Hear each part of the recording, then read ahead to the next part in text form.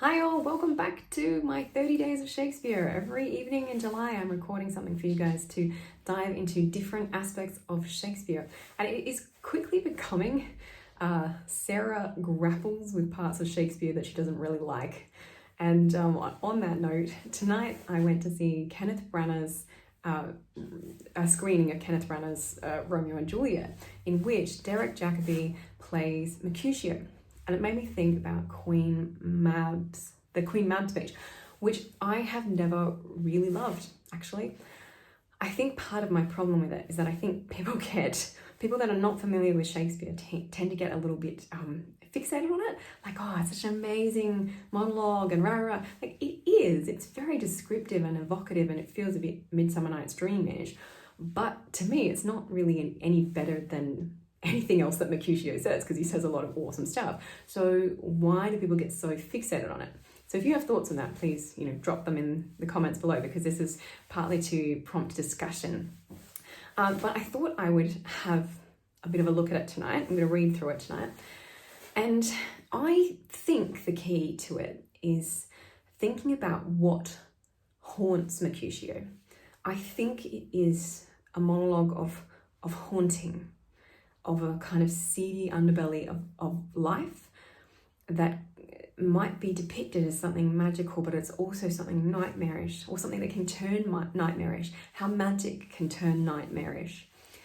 And in the Kenneth Branagh production, because Derek Jacobi was Mercutio as this older Mercutio, it actually made me think of something that my gran said to me recently. And she was telling me how she doesn't really sleep much anymore, because she said, when you get older, you don't really have much future to think about.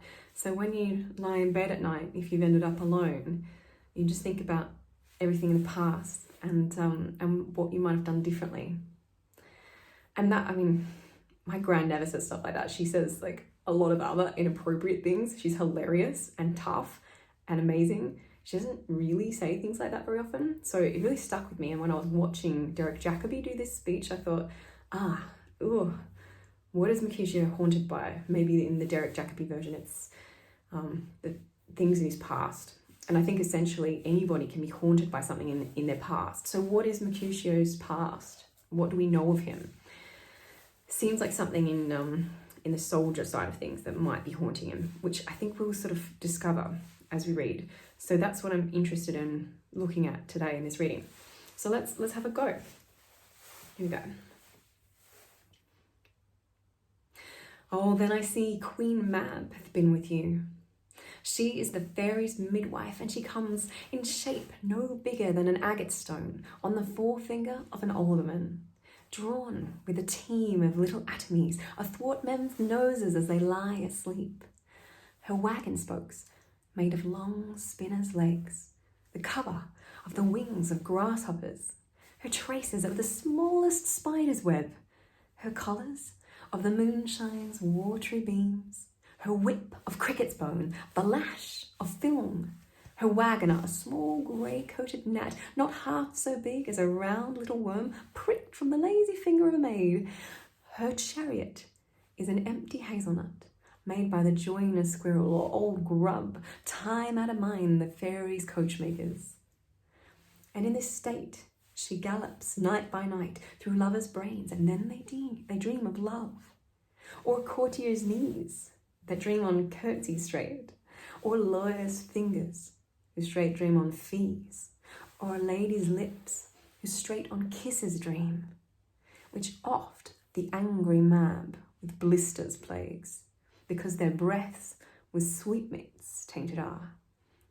Sometimes she gallops o'er a courtier's nose, and then dreams he of smelling out a suit, and sometimes comes she with a tithe pig's tail, tickling a parson's nose as he lies asleep, then dreams he of another benefice.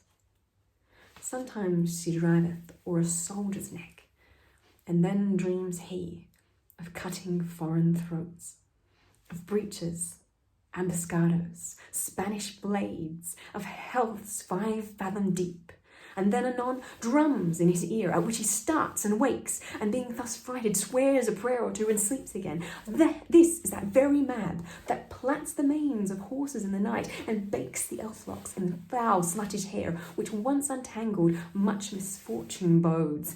This is the hag, when maids lie on their backs, that presses them and learns them first to bear, making them women of good carriage. This is she.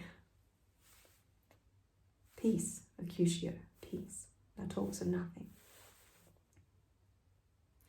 True, I talk of dreams, which are the children of an idle brain, begot of nothing but vain fantasy, which is as thin of substance as the air, and more inconstant than the wind, who woos even now the frozen bosom of the north, and being angered, puffs away from thence, turning his face to the dew-dropping south.